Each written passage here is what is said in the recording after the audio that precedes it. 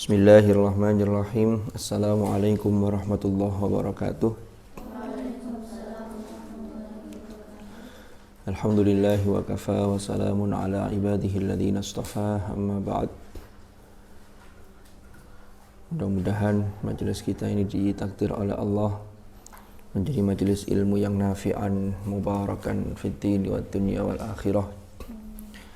Ala hadhihi niyyah wa ala kulli niyatin salihah wa ala ma nawainahu wa ala ma nawahu as-salafus salih thumma ila hadratin nabiyil mustafa Muhammadin sallallahu alaihi wasallam wa ila silsilati masyayikhina fi ta'limina ta'allamina wa khususan ila masyayikhina fi hadzal ma'had fi hadhihi al-mu'assasah hadratus syekh Haji Asy'ari Asy'ari Kiai Ma'sum punya khair haji punya jamil.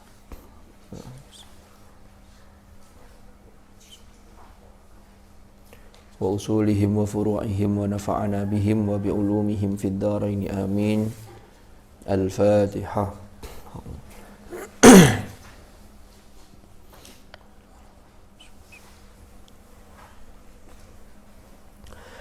Bismillahirrahmanirrahim. Qala al-muallif rahimahullahu ta'ala wa nafa'ana bihi wa bi'ulumihi fid dharain amin. Faslun ay hadza faslun utawi iki iku fasal. Faslun ay hadza utawi iki iku faslun fasal. Fi ba'di ahwalin yang menjelaskan ing dalam sebagian piro-piro keadaan, artinya sebagian dari beberapa keadaan. Tukrohu yang dimakruhkan. Tukrohu yang dimakruhkan fiha ing dalam ahwal opo al-qiraatu membaca Al-Qur'an. Opo al-qiraatu membaca Al-Qur'an. I'lam ngertiya sira, i'lam ketahuilah anna qiraatal Qur'ani bahwasannya membaca Al-Qur'an iku mahbubatun disukai, disenangi, disunnahkan alal itlaqi secara mutlak. Jadi secara mutlak membaca Al-Qur'an itu aslinya mahbubah. Itu perbuatan yang disukai oleh Allah. Tetapi illa, karena ada illa kecuali fi ahwalin dalam beberapa keadaan, fi ahwalin ing dalam piro-piro keadaan makhsusatin yang tertentu. Ternyata ada hal-hal atau kondisi tertentu yang membaca Al-Qur'an itu tidak mahbubah. Ja'a kang teko opo asyar'u syara' aturan bin nahyi kelawan larangan anil qiraati terhadap membaca anil bin nahyi anil qiraati terhadap larangan dari membaca fiha ing dalem ahwal. Jadi ada keadaan-keadaan yang memang di situ ada larangan. Tinggal larangannya itu yang di sini yang dibahas adalah yang tukrohu fi hal qiraah, yang dimakruhkan. Kata penulis kitab ini, kata musannif, wa ana adzkurul an, wa ana hale utawi ingsun adzkuru akan menyebutkan sopo saya al ana ing dalem saat ini ma ing sesuatu hadoro yang hadir, yang terlintas opema, melintas opema atau hadir opema ni ing ingsun. Saya akan menyebutkan yang saya tahu, yang saya ingat. Minha dari beberapa ahwal, minha saking ahwal. Menyebutkannya dengan seperti apa? Mukhtasaratan, hale secara ringkas. Hale secara ringkas. Bihadfil adillati, dengan membuang atau tidak mencantumkan, maksudnya bihadfil adillati, dengan tidak mencantumkan dalil-dalilnya. Jadi maksudnya membuang itu bukan dibuang tidak dipakai, enggak, tapi di sini biar ringkas, biar gampang. Syekh Nawawi atau Imam Nawawi ini menyebutkannya, tidak menyebutkan dalil-dalilnya. Kenapa? Fa innaha, mongko sak temeni adillah, karena dalil-dalilnya itu iku masyhuratun, sudah masyhur, sudah terkenal.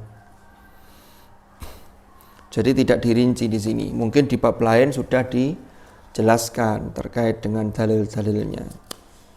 Jadi sudah banyak yang tahu dalilnya. Tinggal di sini secara ringkas langsung yang dimakruhkan itu kapan saja, itu dijelaskan oleh Imam An-Nawawi. Mungkin ada pertanyaan sebelum saya lanjutkan terkait dengan materi pada episode yang dulu-dulu. Ada? Betul.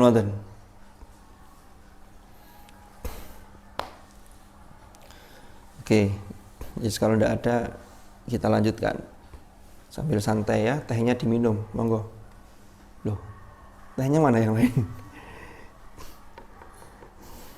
Saya kadang-kadang sungkan minum teh karena yang ada tehnya cuma saya. Tidak ada yang sanggup teh tadi? Tidak ya, mungkin puasa semua ya, kecuali yang di depan ini. Kan santri-santri itu rajin, puasanya Senin, tapi untuk persiapan Senin sudah puasa mulai dari hari Ahadnya. Ahad puasa apa? Persiapan hari Senin. Nanti Kamis juga gitu, Rabunya puasa, persiapan puasa hari Kamis. Ini saking sregepnya. Lanjut, fatukrahu maka dimakruhkan apa al-qiraatu qiraat, yaitu membaca Al-Qur'an. Fi halatir ruku'i, dalam kondisi rukuk. Jadi kalau kalian sholat pas rukuk itu kan ada bacaannya tersendiri, subhana rabbiyal apa? Subhana rabbiyal azim wa bihamdih. Itu dalam kondisi rukuk. Masih sampean umpama rukuknya lama wis timbangane nganggur sambil deres. Itu ternyata dimakruhkan ketika ruku, membaca Al-Quran itu makruh. Wasujudi, dan ketika sujud, dalam kondisi sujud. Watasyahudi, dalam kondisi tasyahud. Tasyahud itu persaksian, yaitu dalam sholat. Ketika membaca at-tahiyyatul mubarakatus salawatut thayyibatu lillah. Assalamu alayka ayyuhan nabiyyu wa rahmatullahi wa barakatuh. Assalamu alayna wa ala ibadillahi salihin. Lalu ada syahadat asyhadu an la ilaha illallah. Umpama sampean sudah selesai fil alamina innaka hamidum majid, kok imamnya ndak salam-salam, kan makmum ndak boleh dahului imam kan, sampean nunggu. Wah, terusan saya tadi kurang deres. Nah, itu dimakruhkan dalam kondisi ketika tasyahud. Wa ghairiha, dan lain sebagainya fi ahwalis sholati, dalam kondisi-kondisi ketika sholat, siwal qiyam, selain berdiri. I'tidal itu juga dimakruhkan baca Quran. Tapi kalau pas berdiri, setelah baca suratul Fatihah, sampean mau baca satu juz sekali satu rakaat, boleh, tidak dimakruhkan. Asalkan jangan pas ngimami, kecuali kalau sudah tertradisi. Umpama di sini kalau maghrib, yang ngimami itu pakai juz-juzan, satu halaman, satu lempir kalau 2 rakaat. Yang jahar itu kan maghrib itu 3, yang satu kan sir. Maka yang 2 itu menggunakan 2 kaca, itu sudah biasa, tidak apa-apa. Tapi kalau nanti pulang ke masyarakat, tiba-tiba di masyarakat langsung baca satu surat Al-An'am umpama, wah ini buyar semua nanti. Dulu itu ada kisah begini, sahabat Mu'adz bin Jabal ya. Mu'adz bin Jabal itu Ketika beliau setelah sholat bersama Rasulullah, sholat Isya, beliau kembali, lalu di kampungnya itu beliau ngimami lagi sholat. Nah ketika ngimami itu beliau membaca surat yang cukup panjang. Akhirnya ada jamaahnya itu yang lapor kepada Rasulullah. Apa jawab Rasulullah? Apa kata Rasulullah? Mu'adz dipanggil. Sampean ini kok pingin menjadikan fitnah. Artinya apa? Jangan menjadikan fitnah dengan sholat yang kamu lakukan ketika ngimami di masyarakat. Maka perintah Rasulullah itu ringankanlah. Karena ternyata orang-orang itu kan ada kebutuhan yang lain. Mungkin selak nangdi, selak ada perlu apa begitu, sehingga perlu diringankan. Kecuali kalau sudah disepakati, mau di suatu daerah tertentu, itu pun 1 tahun sekali sholat tarawih pakai 1 juz untuk 20 rakaat itu sudah disepakati, sehingga orang kalau mau ya monggo datang ke situ, kalau tidak mau ya berarti milih di masjid lain atau di musola lain. Tapi kalau sudah tertradisi begitu, banyak orang yang sekarang alhamdulillah itu malah justru nyari yang agak santai. Soalnya dipikir-pikir itu ya, sholat tarawih cepet-cepet, itu KCE tidak sepiro selesainya itu. Itu pun nanti setelah pulang mau ngapain? Padahal Ramadan itu kan bulannya umat Islam. Itu kesempatan yang luar biasa. Nah terus mulai setelah HP-an itu setelah apa? Mari ngono ya wis.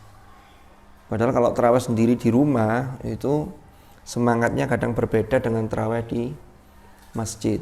Inilah yang dilakukan sahabat Umar dulu ketika melembagakan, membuat legalitas sholat tarawih itu menjadi sholat berjamaah di masjid. Dulu sebelum zaman Sayyidina Umar, sholatnya sendiri-sendiri di rumah masing-masing. Maka dilembagakan biar semangat. Karena Umar itu sudah membaca masa depan. Kira zaman milenial ya arek-arek iki ben iki lek kon sembahyang dhewe ndek omahe akeh gak traweh. Kayak sampean mungkin pas hari itu mungkin malas ke masjid. Lalu berazam dalam hati, wis engko ayo tak traweh dhewe bengi-bengi titik. Itu bablas yang banyak itu. Ya ada yang benar-benar traweh, lalu ditambah witir 11 itu juga ada. Tapi ya kebanyakan niat begitu itu kemudian bablas, ngerti-ngerti bangun sudah tinggal 15 menit waktu sahur, imsaknya kurang 15 menit. Kira-kira lebih mendahulukan qiyamul lailnya atau sahurnya? Sahur.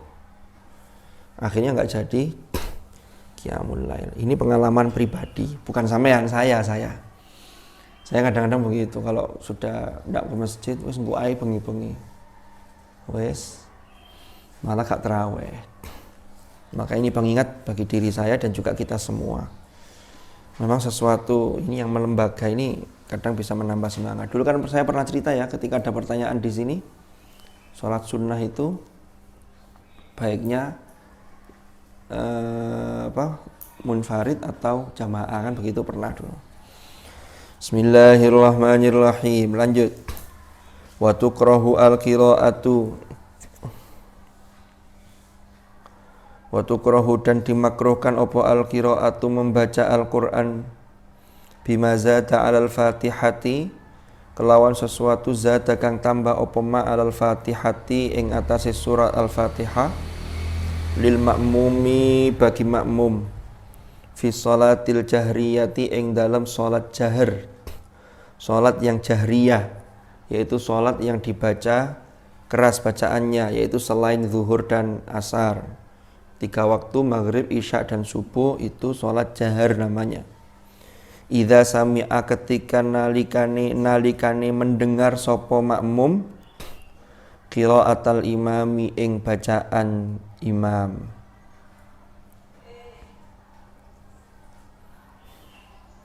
Ini maksudnya kalau ada makmum setelah baca Fatihah lalu imamnya baca ayat yang panjang, umpama sholat tarawih tadi, maka makmum itu dimakruhkan membaca Quran, termasuk deres. Yang bagus adalah mendengarkan bacaan imam sekaligus deres apa yang sedang dibaca oleh imam. Jadi yang makruh itu kalau imamnya umpama baca Al-Baqarah sampean deres dhewe Ali Imran, gak ngrungokno imam. Maka yang disarankan, yang diperintahkan itu mendengarkan bacaan imam. Makanya kalau jadi imam, ini kan dibagi selain surat Al-Fatihah. Kalau Fatihah boleh. Ada imam yang tidak paham. Setelah membaca ayat ke-7 surat Al-Fatihah, itu kan makmum disunahkan membaca at-ta'min, yaitu amin itu loh, amin bareng-bareng itu kan. Mestinya imam itu menunggu baca, ada jeda antara suratul Fatihah dengan surat yang akan dibaca, itu memberi kesempatan makmum untuk membaca surat Fatihah. Umpama imamnya tidak paham, kok langsung mari waladdallin amin bismillahirrahmanirrahim. Imam langsung, padahal makmum belum baca surat Fatihah, lanjutkan Fatihahnya, tidak apa-apa. Tapi tidak usah keras, jangan keras nyanyi imam, jangan. Tetap sirri lalu dengarkan bacaan imam. Yang baik adalah imam memberi kesempatan. Itu kalau sholat jahar. Kalau sholat tidak jahar, ya monggo, karena kita kan tidak dengar bacaan imam. Kalau sholat tidak jahar, sampean maca Fatihah lebih dulu lebih dulu makmum daripada imam, tidak apa-apa, karena mendahulunya itu bukan yang fi'li. Kalau yang tidak boleh mendahului itu yang perbuatan, itu yang fi'li. Kalau yang qauli boleh lah. Kalau yang qauli dihukumi mendahului imam kan angel. Imam itu tutup ndio. Sampean baru baca tasyahud. Tidak sinkron nanti. Sampean malah imam sudah ini, sampean kepontal-pontal untuk mengikuti imam. Tahu kepontal-pontal ya? Gupuh gitu loh. Jadi kalau yang qauli tidak masalah. Wah, imam takbir, Allahu Akbar. Lalu baca iftitah. Sampean yang masbuk baru datang takbir, tidak usah baca iftitah. Kenapa? Kadang-kadang karena kita khawatir tidak nutut nanti. Langsung Fatihah. Kok ternyata imamnya baru takbir, belum baca Fatihah, sampean sudah baca Fatihah duluan. Dalam sholat sir yang sirriyah, yang tidak jahar, tidak ada masalah.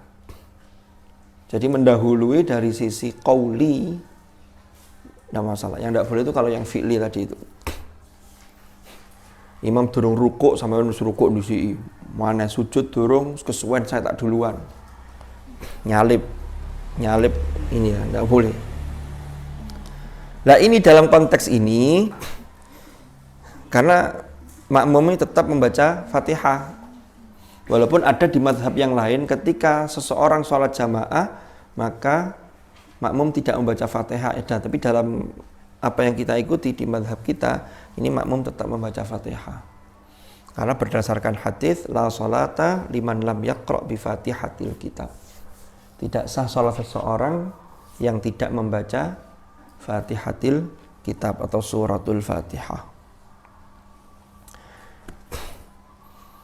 Tapi ini tadi Fatihahnya selesai ya diam lalu mendengarkan imam. Wa tukrahu, dan dimakruhkan apa qiraah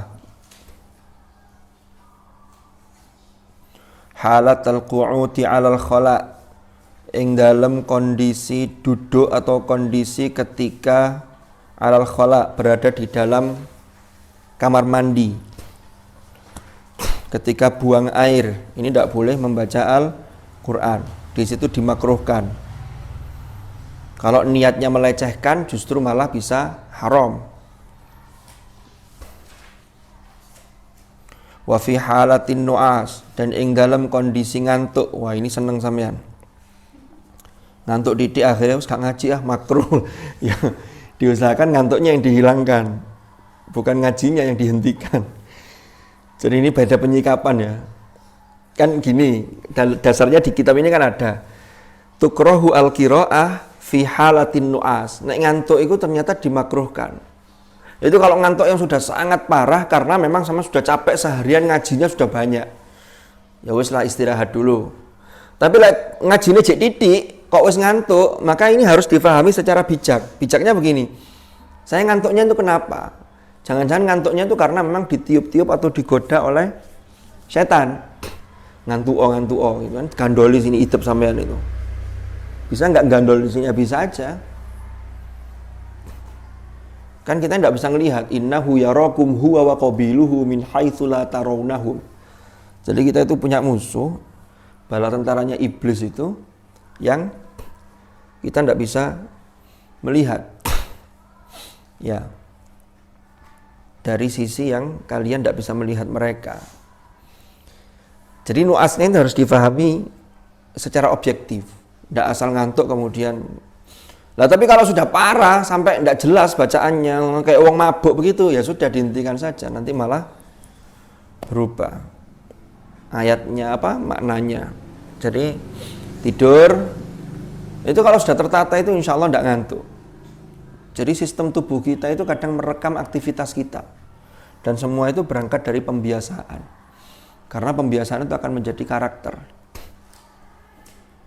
Makanya ada satu ungkapan yang bijak itu, hati-hatilah dengan bicaramu. Karena itu akan menjadi kebiasaan, kan begitu. Hati-hati dengan kebiasaanmu, nanti dia akan menjadi karakter. Hati-hati dengan karaktermu, nanti itulah yang akan mengantarkan kita ketika kita mengakhiri hidup kita. Artinya kembali kepada Allah. Jadi husnul khotimah itu, kalau kemarin dalam sambutannya Prof. Maskuri, ngikuti ya. Ketika ada tahlil, kirim doa untuk almarhum al-maghfurlah Pak Faruk itu, husnul khotimah itu kan dimulai dari husnul ibadah dan husnul amal. Kalau kita angan-angan memang iya. Makanya di Al-Quran itu surat Al-Ahzab itu, ya ayyuhalladzina amanu taqullaha wa qulu qawlan sadida. Jadi pertama dimulai dari sini. Wahai orang-orang yang beriman, bertakwalah kalian kepada Allah dan ucapkanlah qawlan sadida. Ucapan yang benar. Ucapan yang benar itu ya mengandung sesuatu yang baik, sesuai dengan fakta, tidak ada kebohongan. Ya, itu qawlan sadida. Dari ucapan itu nanti akan yuslih lakum a'malakum. Niscaya Allah akan memperbagus amal-amal kalian. Itulah dari ucapan itu akan berimbas pada perbuatan. Nah, ucapan itu biasanya berangkat dari pikiran kalau kita tarik lebih jauh. Makanya di sini orang tidak boleh negative thinking kan di sini tidak boleh, harus positif dalam memandang sesuatu. Sampai melihat satu permasalahan, penyikapan Anda melihat permasalahan itu sebagai suatu problem, itu berat, berarti pesimis. Waduh kok gini ya, abot iki. Dari pikiran, ucapan, perbuatannya jadi berat. Beda dengan begini, ada satu masalah, tapi Anda menganggapnya bukan masalah, tapi sebuah tantangan. Bismillah. Ya Allah, mudah-mudahan mudahkanlah urusan saya, berilah pertolongan saya, la haula wala quwwata illa billahil aliyyil azim. Maka problem itu menjadi tantangan, yang tantangan itu akan menjadikan kita ini semakin dewasa sehingga kita memandang permasalahan itu bagaimana menyikapi dengan bijak. Maka dengan optimis itu lalu muncul kalimat-kalimat yang mensugesti, yang itu positif, maka di situ akan jadi baik. Yuslih lakum a'malakum. Lah nanti dari perbuatan ini kalau dilakukan terus-menerus itu akan menjadi kebiasaan. Kebiasaan yang berulang secara kuat yang masuk di dalam alam bawah sadar kita itu menjadi karakter. Inilah nanti yang mengantarkan kita dari husnul ibadah, husnul amal bisa menjadi husnul khotimah. Faham ya? Jadi itu semua. Sampean juga begitu kalau punya cita-cita menjadi seorang hafizah yang mutqinah, hafalannya baik, bagus. Itu dimulai dari optimis tadi. Bismillah, saya bisa dengan pertolongan Allah. Kalau orang lain bisa, kenapa saya tidak? Saya kemarin dapat WA dari salah satu alumni yang wisuda hafizah tahun 2000 berapa ya?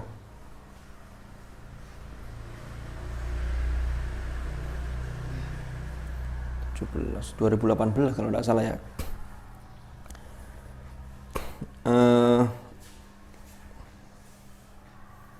Siapa namanya? Ada yang kenal ini, Aulia yang dulu di Busun di Utara 2, Miftahul Aulia. Kan dia dari sini, kan dulu wisudanya Miftahul Aulia itu bareng sama I'anatul Firdausiyah, Intan barang itu ya. Tahun berapa berarti itu ya? 18 ya? 2018. Setelah 2018 itu dia mondok lagi di Yai Mustafa, Yai Mus di Bogor. Kemarin WA saya, sudah Bapak ya kira-kira tidak sampai 2 bulan yang lalu ya. Mohon doa katanya.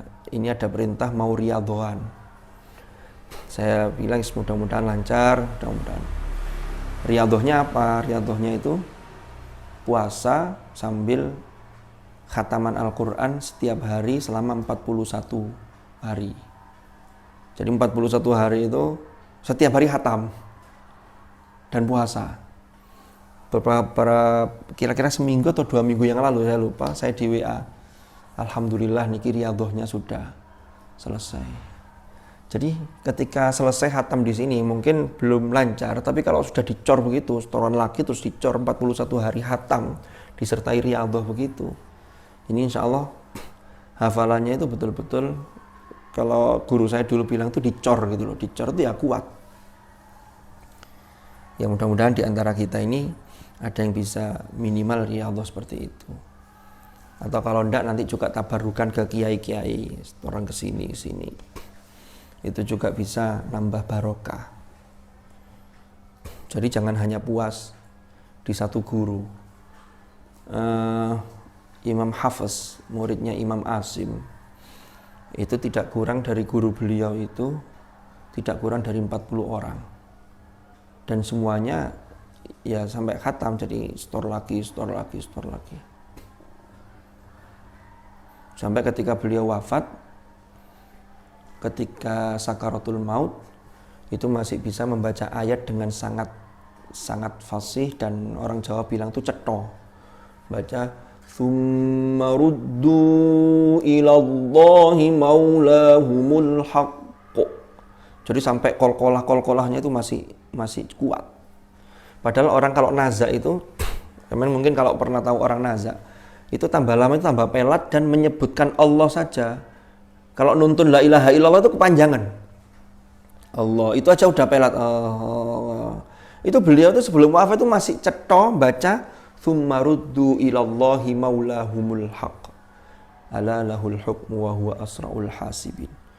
Jadi saking terbiasanya ketika di dunia ini gurunya banyak. Kalau semakin banyak guru, ngajinya semakin banyak. Itulah nanti modal kita menghadap pada Allah. Kan yuqalu li sahibil Qur'an iqra' wartaqi warattil kama kunta turattilu fid dunya. Fa inna manzilataka inda akhiri ayatin taqra'uha.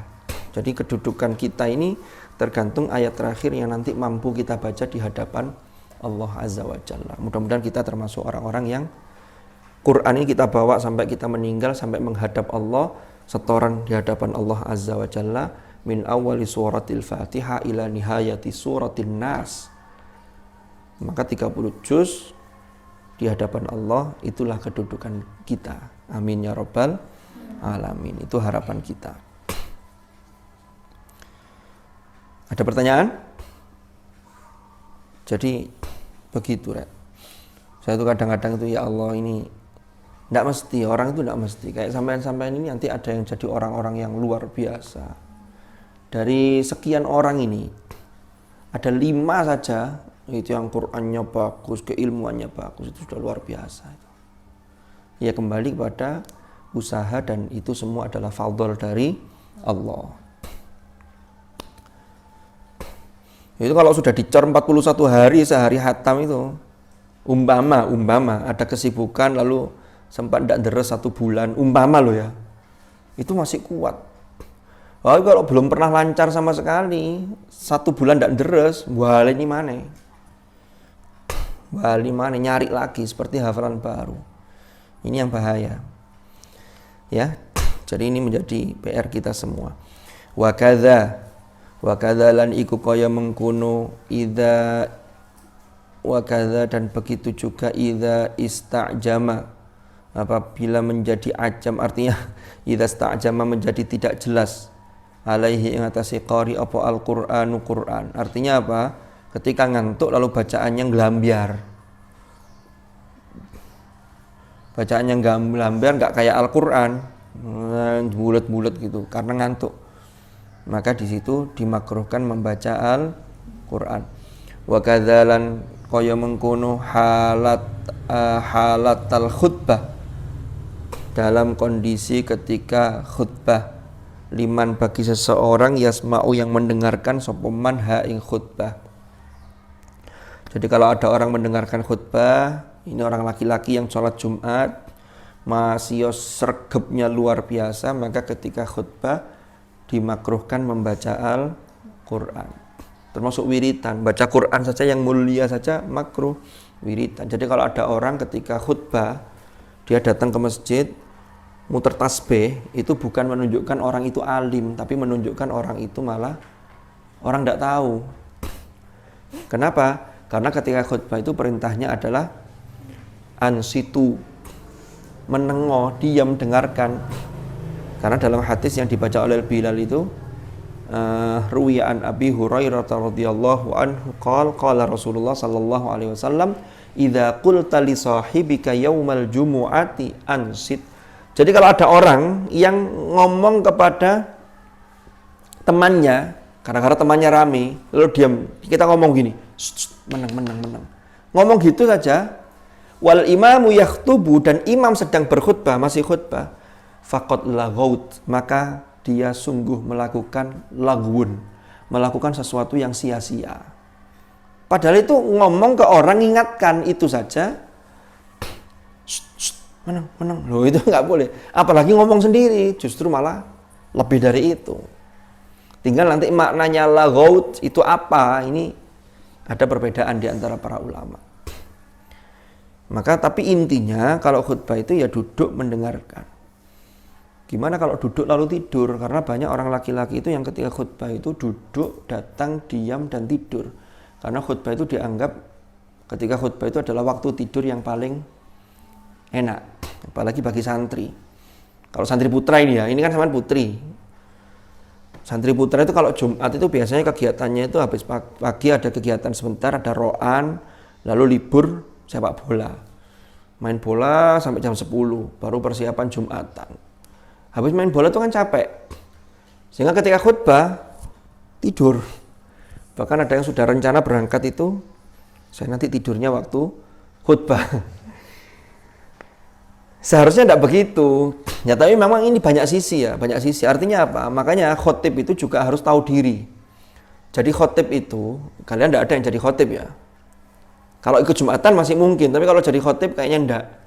Kecuali ikut madhabnya, mohon maaf, seorang feminis dari Amerika itu ada namanya Aminah Wadud. Profesor Aminah Wadud itu saking getolnya memperjuangkan feminisme, gender, berbasis keadilan gender, itu sampai-sampai dia ini ngadakan sholat Jumat dan dia sebagai khotib dan imamnya. Padahal jamaahnya ada laki-lakinya juga. Nah ini sudah kebablasan kalau yang begini ini. Kalau sekedar menuntut persamaan hak, memang sama, innal muslimin wal muslimat dan seterusnya itu. Tapi tetap ada beberapa hal yang tidak sama. Maka kalau dalam hal gender itu, yang memang tidak sama, jangan dipaksa untuk sama. Tetap tidak sama. Seperti ungkapannya siapa? Hannah ya, ibunya Maryam itu. Walaisa dzakaru kal untha. Tapi tetap jangan kemudian yang seharusnya sama punya umpama punya peluang yang sama, pahala yang sama, jangan tidak samakan. Zaman Rasulullah saja dulu itu sudah ada pertanyaan kepada Rasulullah, ya Rasulullah, kalau orang laki-laki itu enak bisa berperang, berjihad bersama panjenengan fisabilillah. Lah kami ini juga pengen dapat pahala yang sama. Ternyata diberi jalan oleh Rasulullah, bisa dapat pahala jihad dengan begini kan begitu. Nah harus sama bentuknya. Ketika perempuan dilarang main sepak bola, itu ada hikmah yang luar biasa. Nah sekarang enggak. Ada piala dunia itu untuk perempuan. Padahal perempuan itu kalau dipakai fisiknya untuk lari, muter di lapangan sebesar itu, nanti ada organ-organ yang berubah. Di antaranya apa? Orang Jawa bilang cancer. Cancer itu apa? Rahimnya turun. Kalau sudah rahimnya turun itu sakitnya luar biasa. Nanti dipijat. Itu orang yang tahu, yang paham kan begitu. Ketika perempuan diberi beberapa peran yang tidak dimiliki laki-laki, ini sesungguhnya adalah juga pemuliaan bagi perempuan. Jadi sudah punya porsinya masing-masing. Nah sekarang itu enggak. Sekarang itu hampir semua lapangan pekerjaan yang dulu bukan ranah perempuan, sekarang itu sudah banyak diisi perempuan. Sekarang di pom bensin itu banyak yang bagian pom itu yang perempuan yang bekerja. Sehingga laki-laki banyak kehilangan lapangan pekerjaan. Padahal perempuan ini punya tugas juga yang lain. Dan bedanya perempuan itu kalau punya penghasilan itu sesungguhnya haknya dia. Karena dia tidak punya kewajiban untuk menafkahi. Yang kewajiban menafkahi keluarga dan orang-orang yang berada dalam tanggungannya itu yang laki-laki. Nah ini kadang ada penuntutan persamaan gender yang tidak proporsional. Itu yang harus kita ketahui. Mana yang masih dalam batas wajar, mana yang melampaui batas. Jangan semuanya dituntut emansipasi. Kalau dulu zamannya R.A. Kartini, itu kan memang ketimbangannya jauh sekali. Termasuk hak pendidikan bagi perempuan itu sangat terbatas. Ya. Ibu kita Kartini itu kan usianya singkat. Beliau wafat di usia 25 tahun. Masih muda ketika melahirkan putranya. Meninggal beliau. Tapi beliau itu memperjuangkan, termasuk dalam surat menyuratnya beliau dengan Nona Abendanun atau siapa itu, kalau sampean baca sejarahnya itu. Dia curhat mengapa perempuan tidak diberi porsi yang memadai. Akhirnya beliau memberanikan diri termasuk berguru kepada Kiai Soleh Darat di Semarang itu. Ya, Kiai Soleh Darat itu. Termasuk Kiai Soleh itu kemudian menuliskan tafsir yang R.A. Kartini itu selalu mengikuti ngaji tafsirnya Syekh Soleh Darat itu. Sampai pada ayat di dalam surah Ibrahim itu ketemu minadz dzulumat ilan nur. Disitulah R.A. Kartini ini kemudian juga mendapatkan pencerahan yang luar biasa. Ya, akhirnya R.A. Kartini ini memang kritis orangnya, pinter. Jadi pertanyaan-pertanyaan juga kritis.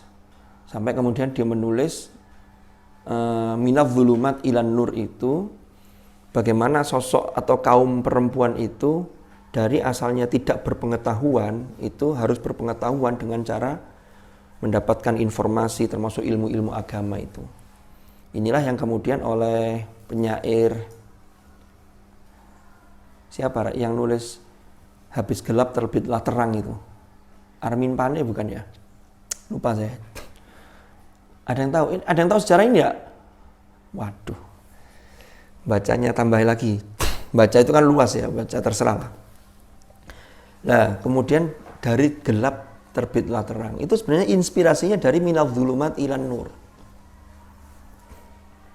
Akhirnya R.A. Kartini di situ membuka, jadi para perempuan-perempuan itu harus juga mendapatkan layanan termasuk layanan agama dan pendidikan secara baik.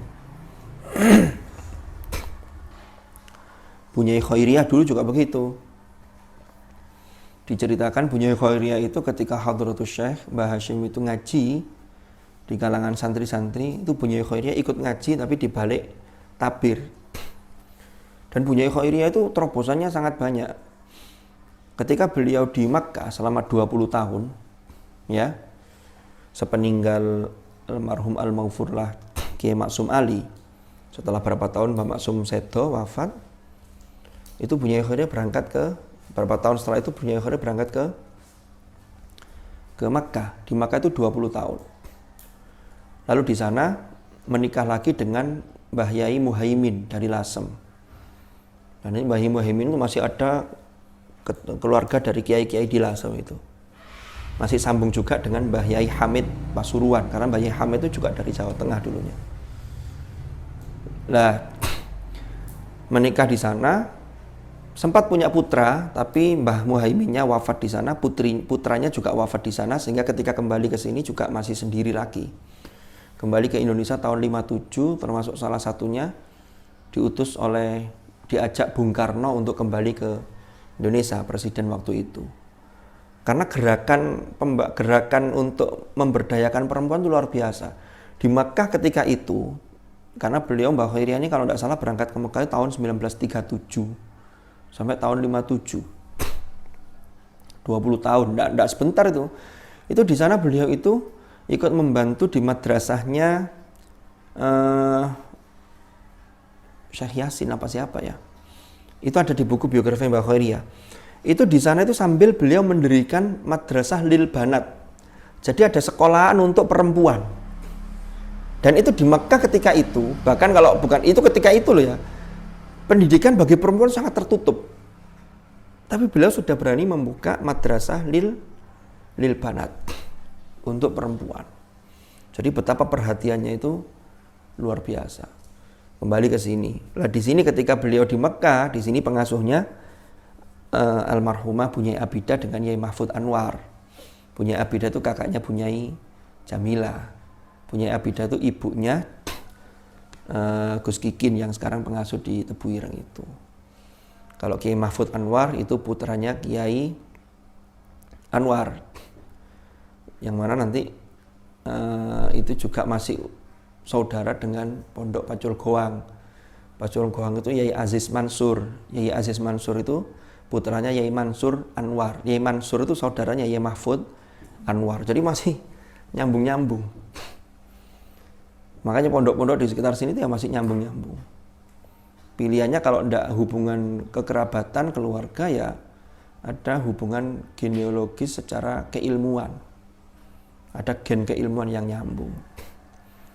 Wali Songo Cukir, Romo Kiai Adlan Ali, itu mondoknya dulu Romo Kiai Adlan mondok di Tebu Ireng. Oleh Mbah Hashim dapat keponakannya, istrinya Mbah Hashim dapat keponakannya. Lalu Sedo Mbah Kiai Adlan nikah lagi dengan Bunyai Musyafa'ah itu. Nah, Mbah Kiai Adlan itu adiknya Mbah Maksum Ali. Ketika Mbah Maksum itu mendirikan pondok Seblak, Mbah Kiai Adlan termasuk ikut yang di Seblak dulu pertama-tama.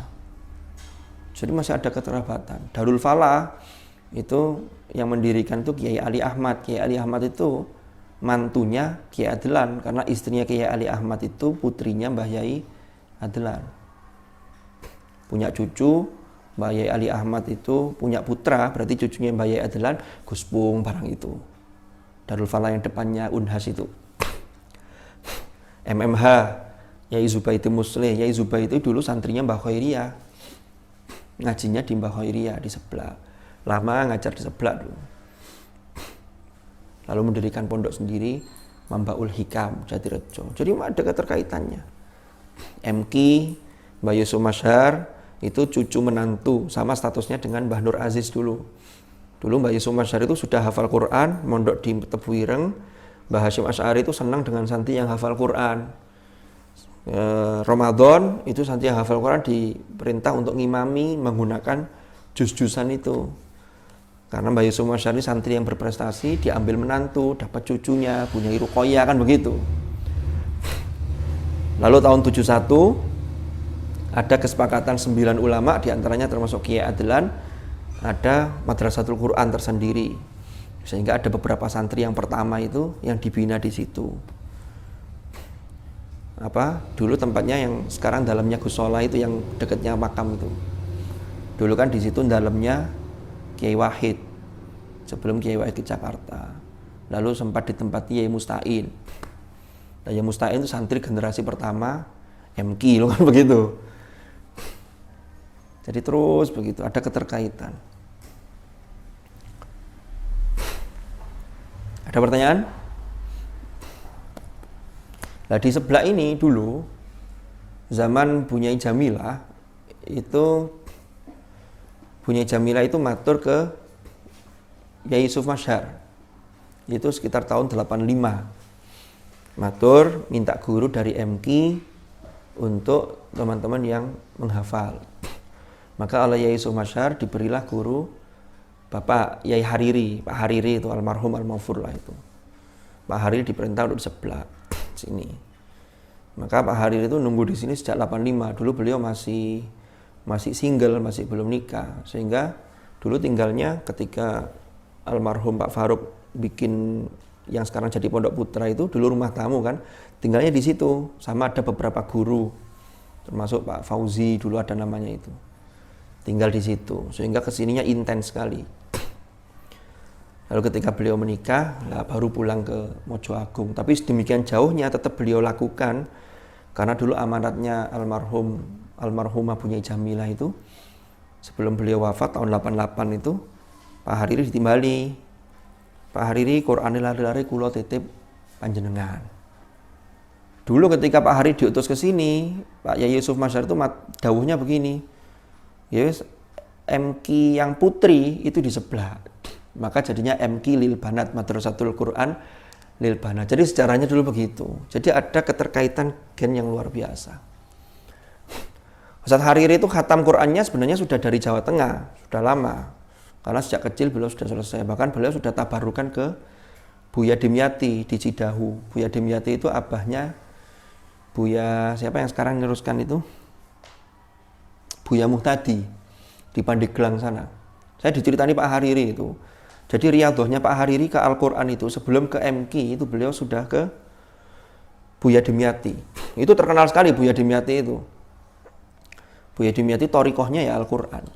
Saya pengen tahu kalau mondok di Buya Dimyati itu yang menentukan setoran itu beliau. Jadi beliau tuh lihat santri yang datang langsung ditentukan setorannya. Saya masih ingat Pak Hariri cerita ke saya itu setorannya ke Buya Dimyati itu jam 2 malam.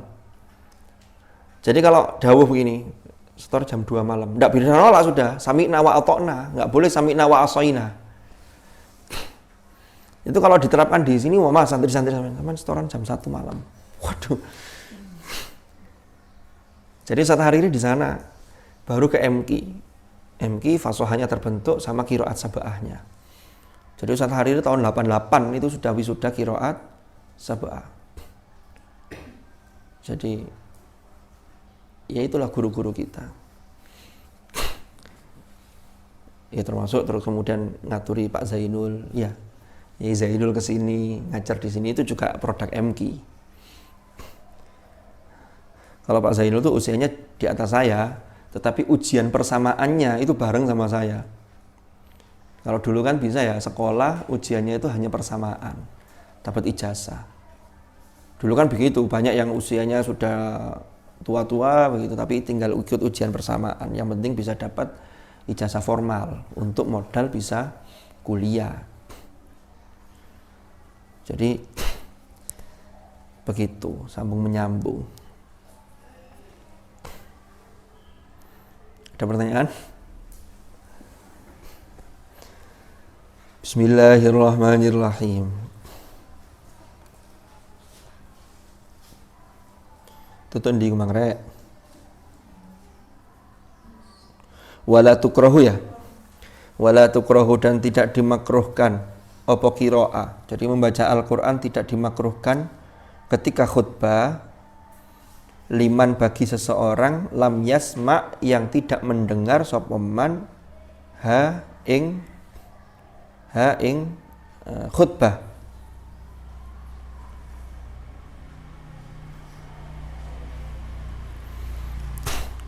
Jadi kalau khutbahnya itu tidak dengar, kalau dulu tidak dengar itu masih memungkinkan karena zaman dulu belum ada sound system, belum ada speaker, belum ada mic.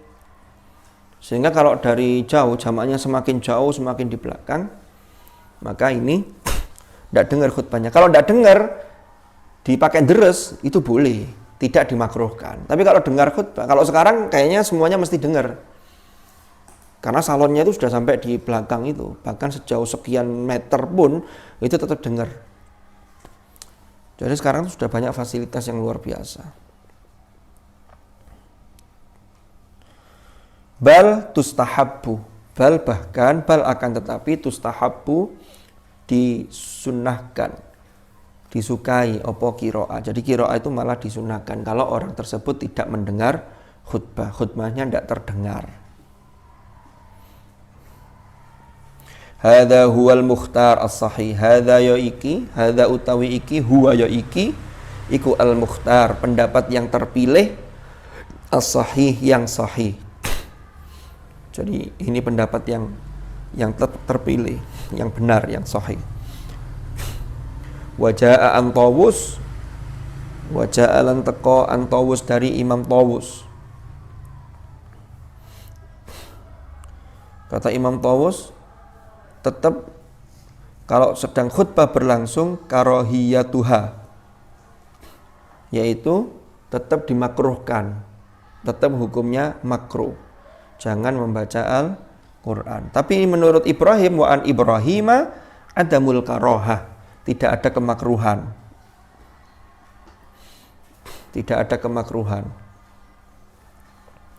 Fayajuzu maka boleh apa an yajma'a menggabungkan baina kalamaihima di antara dua pendapat dari keduanya, yaitu Tawus dan Ibrahim. Bima kelawan sesuatu kulna yang telah kami sampaikan, kama dzakarahu ashabuna, sebagaimana disebut oleh golongan kami, artinya ashabus syafi'i dalam mazhab Syafi'i. Tawus itu memandang bahwa ketika khutbah itu makruh membaca Al-Quran, sementara Ibrahim itu tidak makruh. Maka jalan tengahnya, ya kalau masih mendengar khutbah ya makruh, kalau khutbahnya tidak bisa didengar maka boleh, tidak ada masalah. Itu jalan tengahnya begitu yang dimaksud. Fayajuzu an yajma'a baina kalamaihima bima qulna kama dzakarahu ashabuna, itu maksudnya begitu. Bismillahirrahmanirrahim. Sedikit lagi. Wala tukrahu, dan tidak dimakruhkan opo al-qira'atu qira'ah, membaca Al-Quran fit tawaf, dalam keadaan tawaf atau ketika tawaf. Jadi kalau tawaf itu yatufu haulal Ka'bah, itu memutari Ka'bah. Itu satu kali tawaf rangkaiannya itu sab'atu ashwat, 7 kali putaran. Tawaf itu kan yang penting gerakannya. Kalau doanya, kalau dalam buku, kalau sampai umroh atau haji, itu kan ada buku yang dikalungkan itu. Itu ada setiap putaran pertama doanya ini, putaran kedua doanya ini. Kalau itu ribet, maka biasanya cukup doa sapu jagat. Rabbana atina fid dunya hasanah, itu diperbanyak. Wa fil akhirati hasanah wa qina adzabannar. Karena itu sudah mencakup semuanya. Kalau masih kesulit, atau kalau itu sudah beres semua, doa sudah dibaca semua, sambil tawaf sambil deres, itu boleh dan tidak makruh, gitu loh maksudnya. Jangan kayak ceritanya orang mana itu ya. Mohon maaf guyon ini ya. Baca Arab tidak bisa, ngaji tidak bisa. Ketika latihan manasik haji itu dikasih buku yang tebel-tebel dikalungkan itu. Moco kangelan. Akhirnya sebelum muter, ini dilepas kalungnya yang isinya doa-doa itu. Pernah tahu ya kalung isi doa itu? Ketika itu dari Kementerian Agama itu. Ditaruh di depan Ka'bah. Ditanya sama temannya, "Lah kok didekek gak diwaca?" Allah itu Maha tahu. Saya baca tidak bisa, sudah ya Allah, doa saya ini di sini. Ini jadi doanya diserahkan semua sudah. Ini kayak nyerahkan proposal aja. Jadi kayak nyerahkan proposal. Ya jangan begitu, itu juga. Karena doa itu verbal, itu harus diucapkan. Allah itu tahu kok isinya, hati manusia itu tahu. Tapi alangkah baiknya tuntunan sebagaimana diajarkan oleh Rasulullah, doa itu ya disampaikan. Sampaikan. Itu bukti bahwa kita ini betul-betul butuh. Ya. Jadi jangan hanya ditaruh proposalnya tadi itu. Pun ya Allah dengan waos piyambak nih. Itu sudah menyerah namanya, karena bacanya kesuwen. Karena tidak bisa baca. Tapi orang sini enggak. Ini orang-orang yang mungkin tidak pernah di pondok sebelah. Wala tukrohu. Jadi kalau tawaf, umpama kalian ini hafal Quran nih, 30 juz nih. Enggak ada yang 40 kan? 30 kan khatam, selesai. Salatsina juz'an kamilan, tinggal nanti kualitas. 30 ini kualitasnya gridnya macam-macam. Ada gridnya yang betul-betul mutkinah, wah luar biasa ini. Ada yang rada nyantol-nyantol di titik. Bilang lirik masih bisa. Ada yang bilang lirik pun tidak bisa, masih binalor. Ini masih levelnya, gridnya beda. Tetap harus ditingkatkan. Umpama kok pingin tawaf sambil deres juz-juz yang sudah lancar. boleh, itu tidak makruh. Malah kalau bisa itu selama tawaf punya kenangan khataman ketika tawaf. Jadi khusus dari awal sampai akhir ketika tawaf itu khataman. Tapi jangan tanya ke saya, jenengan sudah pernah? Enggak, saya belum pernah. Saya doa yang standar sama deres yang biasa. Tapi kalau khataman ketika tawaf saya belum pernah, jujur aja. Kan kita itu selama di sana, kalau sampean umroh, walaupun sekarang umroh itu persyaratannya lebih banyak ya. Haji kemarin belum dibuka untuk orang yang tinggal di luar, termasuk kita di Indonesia sudah 2 tahun ini kan. Itu kalau di sana, baik ketika haji atau umroh, apalagi ketika umroh, itu kesempatan untuk ke Masjidil Haram kan sangat lebih luas. Karena masuk Masjidil Haram, kalau di masjid yang lain itu kan sholat sunnah tahiyatul masjid. Kalau di Masjidil Haram itu tidak ada sholat sunnah tahiyatul masjid, itu diganti dengan tawaf itu gitu loh. Jadi tawaf itu ya pengganti sholat sunnah tahiyatul masjid. Dan sholat sunnah mutlak di Masjidil Haram itu tidak terbatas oleh waktu dan tidak terbatas oleh apapun. Sampeyan boleh sebanyak-banyaknya dan kapanpun boleh. Beda dengan tempat lain. Tempat lain kan ada waktu-waktu yang tidak boleh. Seperti setelah subuh ketika mulai terbitnya matahari itu, mulai ketika tulu syams itu tidak boleh. Kalau di Haram boleh. Salat sunnah mutlak. Jadi kalau di sana jangan datang sholat sunnah 2 rakaat. Sholat sunnah apa? Tahiyatul masjid. Ini gak ngerti berarti. Jadi ya tawaf itu 7 putaran. Setelah tawaf baru sholat sunnah di lurusnya maqam Ibrahim berdasarkan ayat wattakhidhu mim maqami Ibrahim musalla. Jadi jadikan maqam Ibrahim sebagai tempat sholat. Jangan diartikan jadikanlah maqam Ibrahim itu musola, suruh bangun musola. Nah, ini musola itu maksudnya tempat sholat. Lurusnya begini, tidak bisa ya lurusnya. Kalau tidak bisa, ya yang penting di area Masjidil Haram. Itu. Hadza madhabuna. Ada pertanyaan? Hadza utawi ini iku madhabuna, madhab kita. Wabihi lan kelawan hadza qala dawuh sopo aksarul ulama, mayoritas ulama. Ini juga pendapat mayoritas ulama. Wahakalan menceritakan hu ing hadza sopo Ibnul Munziri an Atha. Ibnul Munzir dari Atha, wa Mujahid dan Mujahid, wa Ibnul Mubarak dan Ibnul Mubarak. Wa Ibnil Mubarak dan Ibnil Mubarak. Wa Abi Thawr wa ashabir ra'yi dan para ashabur ra'yi. Wa hukiya dan diceritakan anil Hasan al-Basri dari Hasan al-Basri, wa Urwah bin Zubair dan Urwah ibnu Zubair, wa Malik dan Imam Malik. Tapi ini ada, kalau menurut Hasan al-Basri, Urwah dan Malik adalah apa yang diceritakan karohatul qiraah fit tawaf, yaitu makruhnya membaca Al-Quran ketika tawaf. Ini beda dengan madhab kita Syafi'i. Kalau madhab Syafi'i tidak makruh. Kalau Maliki makruh. Ya. Wasahihu utawi yang sahih iku al-awwalu pendapat yang pertama.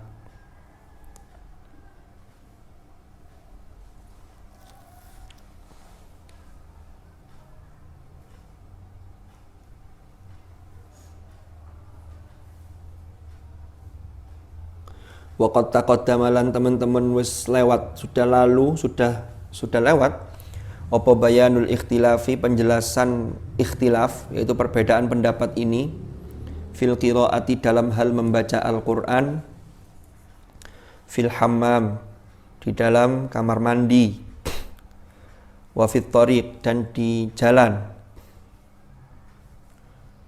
wa fi man, ya punya samaan fi man ya. Wa fi man fi famihi apa famuhu? Tidak ada fi-nya ya. Yang kedua. Wa fi man famuhu ya. Ya wis.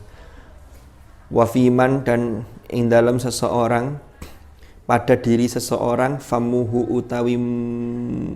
utawi mulutnya man iku najasun, ada najisnya.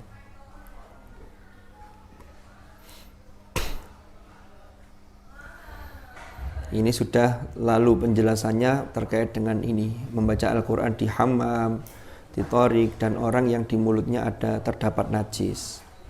Faslun wallahu a'lam bissawab. Ada pertanyaan? Mudah-mudahan manfaat, mudah-mudahan barakah. Al-Fatihah.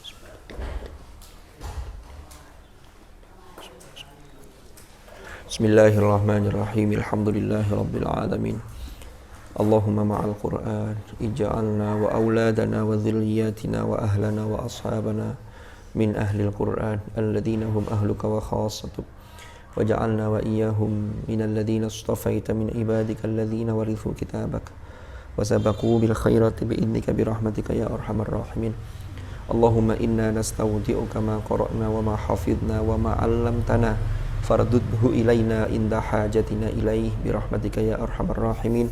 Wa sallallahu ala sayyidina Muhammadin walhamdulillahi rabbil alamin. Al-Fatihah.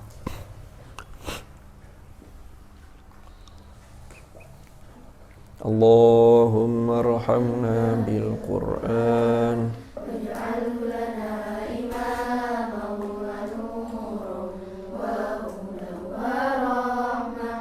Allahumma dhakkirna minhu ma nasina wa 'allimna minhu ma jahilna warzuqna tilawatahu ana al-laili wa atrafan nahar waj'alhu lana hujjatan ya rabbal alamin.